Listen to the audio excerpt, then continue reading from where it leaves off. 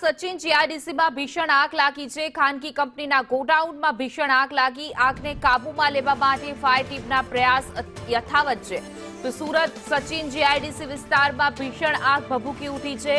Surat fire વિભાગ અને notified એરિયાના fire લશ્કરો ઘટના સ્થળ પર મોજૂદ છે અને આગ બુઝાવવાના પ્રયત્ન ચાલી રહ્યા છે। દ્રશ્યોમાં જોઈ શકાય છે કે ધુમાડાના ગોટે ગોટા દૂર દૂર સુધી જોવા મળી રહ્યા છે। આસપાસના વિસ્તારમાં અફરાતફરીનો માહોલ છે। અન્ય લોકો સુરક્ષિત ખસેડી લેવામાં આવ્યા છે, ત્યારે હાલ ફાયર વિભાગ કામગીરી કરી રહી છે।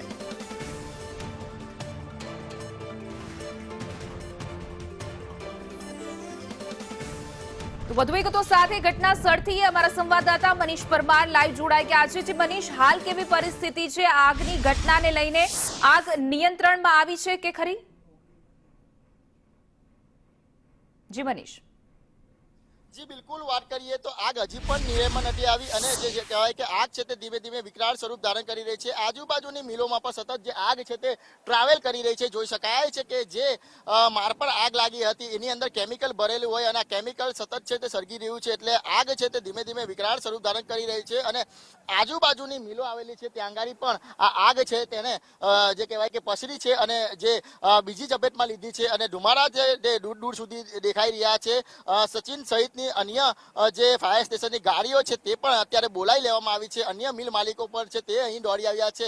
12 વાગ્યાની આસપાસ જે આગ લાગી હતી એટલે 3 કલાક થવાયા, પરંતુ આગ છે તે કાબુમાં નથી આવી રહી અને જોઈ શકાય છે કે કઈ રીતના ધીમે ધીમે આગ છે તે હજી પણ વિકરાળ સ્વરૂપ ધારણ કરી રહી છે। એટલે સુરતના સચિન જીઆઈડીસી વિસ્તારમાં આવેલી આ જે હોજીવાલા એસ્ટેટમાં એઠર કંપની આવેલી છે, આ એઠર કંપની છે તે કેમિકલ બનાવવાનું કામ કરે છે, તેમાં આગ લાગી હતી અને આ આગ ધીમે ધીમે વિકરાળ સ્વરૂપ ધારણ કરી આજુબાજુમાં પણ મિલો આવેલી છે, સાથે જ લાકડાની જે કહેવાય કે ડેમસા આવેલા છે તેમાં પણ આગ પસરી રહી છે। અત્યારે જોઈ શકાય છે કે કઈ રીતના ત્રીજાથી ચોથા માળે પણ આગ ચપેટમાં આવી ગઈ છે અને સતત છે આગ છે તે વિકરાળ સ્વરૂપ ધારણ કરી રહી છે।